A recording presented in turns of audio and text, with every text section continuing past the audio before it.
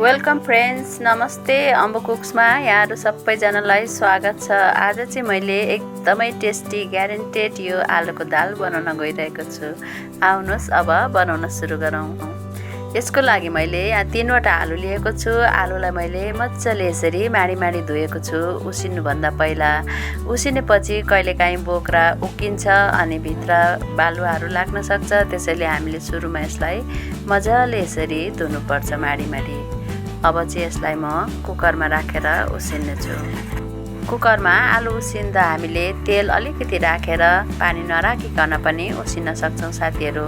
तर म चाहिँ यसरी थोरै पानी राख्छु अनि अलिकति नुन राखेर उसिन्ने गर्छु। नुन राख्नाले आलु फुट्दैन। अब यसलाई ढकनी लगाएर 6-7 सिटी लगाउँछु म। 6-7 सिटी किनभने यो कुकरमा छोटो सिटी लाग्छ, त्यही लागि म यसलाई 6-7 सिटी लगाउँछु।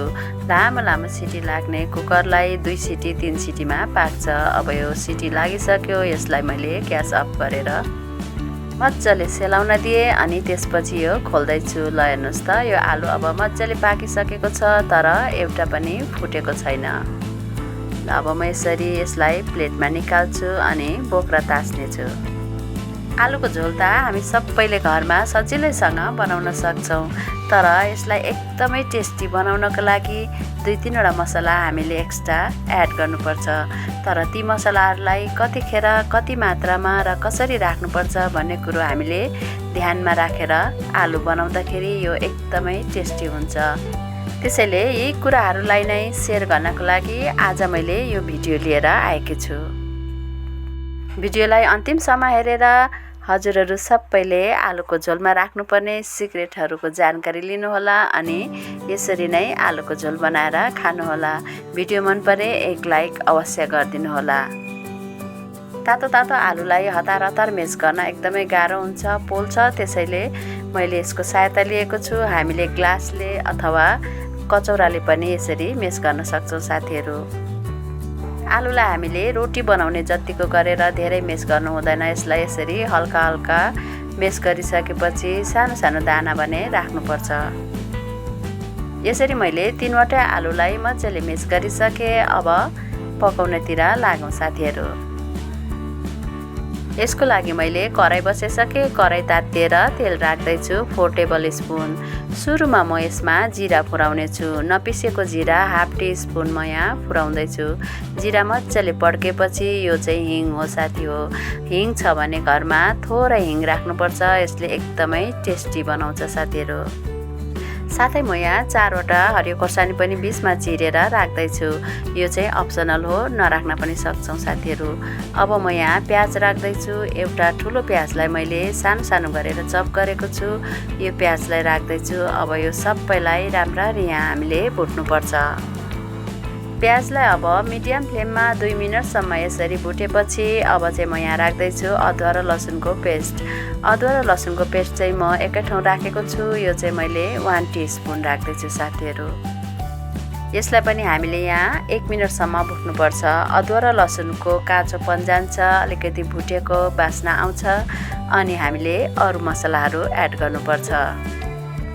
यतिको भएपछि अब म यहाँ एड गर्दैछु बेसार 1/2 teaspoon, red chilli powder 1 teaspoon, त्यसै गरेर जिरा पाउडर 1/2 टीस्पुन अनि धनिया पाउडर 1 टीस्पुन।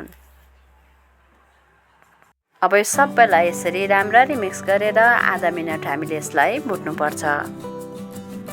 अब त्यसपछि हामीले टमाटर एड गर्नुपर्छ। टमाटर चाहिँ मैले 5वटा मिडियम साइजको कट गरेको छु साथीहरू। अब यसलाई पनि राखेर मजाले मिक्स गर्नुपर्छ यो सबै मसलाहरूसँग। त्यसपछि हामीले टमाटरलाई छोपेर पकाउनुपर्छ 2 मिनट जति। कति टमाटरहरू छिट्टो पाक्दैन, त्यस्तो टमाटरहरूलाई हामीले सुरुमै सानो गरेर चप गर्नुपर्छ। साथै यसमा हामीले 2 मिनटको ठाउँमा 2 देखि 2.5 मिनटसम्म हामीले पकाउन सक्छौँ। अनि ल यो टमाटर हेर्नुहोस् त मजाले पाकिसकेको छ। अब चाहिँ यसलाई यसरी मेस गर्नुपर्छ। अब यसरी सबै टमाटरलाई मजाले मेस गरेपछि हामीले यहाँ राख्नुपर्छ अघि मेस गरेर राखेको आलुलाई। अब यो मसला राम्ररी आलुमा मिक्स गर्नुपर्छ अनि स्वाद अनुसार नुन राखेर यसलाई हामीले भुट्नुपर्छ 3 देखि 4 मिनेटसम्म लो फ्लेममा। आलुलाई यसरी नडढाइकन 3-4 मिनेटसम्म भुट्नाले यसको एकदमै मिठो टेस्ट आउँछ साथीहरु। त्यसैले आलुको झोल बनाउँदाखेरि हामीले आलुलाई भुट्न बिर्सिनु हुँदैन। 2 मिनेटसम्म मैले यसलाई चलाउँदै भुटिरहेको छु। अब म यसलाई छोपेर भुट्ने छु 2 मिनेट अरु। आलुको झोल बनाउँदाखेरि हामीले यस्तो सानो कुरोहरुमा ध्यान दिएर बनाउनु पर्छ।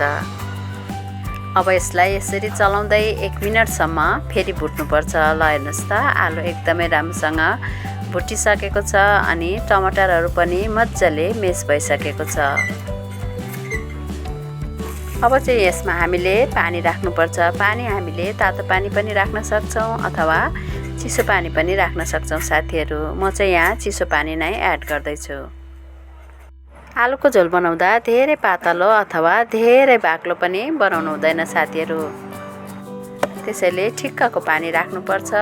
म चाहिँ यहाँ 1 कप आधा पानी राख्दै छु साथीहरु। अब 1 कप पानी राखेर म यसलाई राम्ररी मिक्स गर्दै छु। आलुको डल्लोहरु बसेको हुन्छ, सबै हामीले यसरी चलाएर फिट्नु पर्छ। अब यो यतिको बाक्लो भयो हेर्नुस् त साथीहरु। यतिको बाक्लो भनेको भातसँग खान चाहिँ त्यति राम्रो हुँदैन। त्यसैले म आधा कप अरु पानी थप्दै छु। साथै स्वाद अनुसार नुन पनि थप्दै छु अनि म यहाँ राख्दै छु गरम मसला हाफ टीस्पुन। त्यसै गरेर यो चाहिँ कसुरी मेथी हेर्नुस् त। कसुरी मेथीलाई अलिकति लिने अनि यसरी हातमा मज्जाले माडेर राख्नुपर्छ। कसुरी मेथीको एकदमै मिठो फ्लेभर आउँछ साथीहरु। अब यो सबैलाई यसरी राम्ररी चलाएर छोपेर हामीले 1 मिनेट मज्जाले उमाल्नु पर्छ। 1 मिनेटसम्म मजाले यसरी छोपेर उमालेपछि अब यो सबै मसलाहरू राम्ररी आलुमा मिक्स भइसक्यो अनि यो झोल पनि हेर्नुस् त यतिको एकदमै ठिक्क हुन्छ साथीहरु। यतिको झोल भयो भने खानासँग खानु एकदमै मिठो हुन्छ। अब चाहिँ अन्तिममा हामीले यसमा धनिया पत्ता हरियो काटेर यसरी राख्नुपर्छ। धनिया पत्ता हामीले धेरै राख्दा पनि हुन्छ, एकदमै टेस्टी हुन्छ साथीहरु। अब यसरी धनिया पत्ता राखिसकेपछि चाहिँ छोपेर पकाइराख्नु पर्दैन। यो अब बनेर तयार भइसकेको छ। ल हेर्नुस् त यतिको। यसरी बनाउँदाखेरि आलुलाई हामीले एकदमै धेरै मेस गर्नु हुँदैन साथीहरु। त्यसरी बनाउँदाखेरि दाल जस्तै हुन्छ र त्यसको टेस्ट र यसको टेस्ट फरक हुन्छ। यसरी बनाउनु भयो भने एकदमै मिठो हुन्छ साथीहरु। अब मैले ग्यासको फ्लेम अफ गरिसके। अब चाहिँ म यसलाई सर्भ गर्ने छु। यसरी सबै टिप्सहरू फलो गरेर एकचोटि आलुको झोल यसरी बनाएर खानुभयो भने तपाई आफै छक्क पर्नुहुनेछ यसको टेस्ट थाहा पाएर। सुरुमा हामीले मिठो खाले आलु लिनुपर्छ अनि तेलमा हामीले थोरै जिरा, नपिसेको जिरा अनि हिङ फुराउनु पर्छ। आलुलाई मेस गर्दा हामीले रोटी बनाउने जस्तो गरेर मेस गर्नु हुँदैन, हल्का दाना दाना राख्नुपर्छ। साथै आलुलाई हामीले तेलमा मज्जाले भुट्न बिर्सिनु हुँदैन। साथै अन्तिममा हामीले कसुरी मेथी र गरम मसला राख्नु पनि बिर्सिनु हुँदैन। अझै यसमा 1 चम्चा घिउ राख्यौं भने यसको टेस्ट अरु बढेर जान्छ साथीहरु।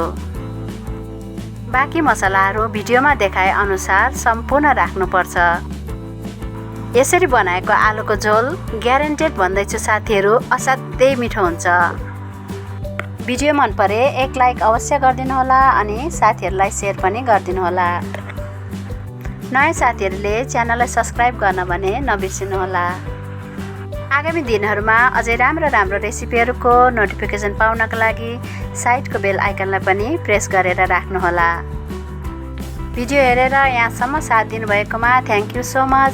मेरो च्यानल अम्बु कुक्समा यसरी नै जोडिरहनु होला। Happy cooking.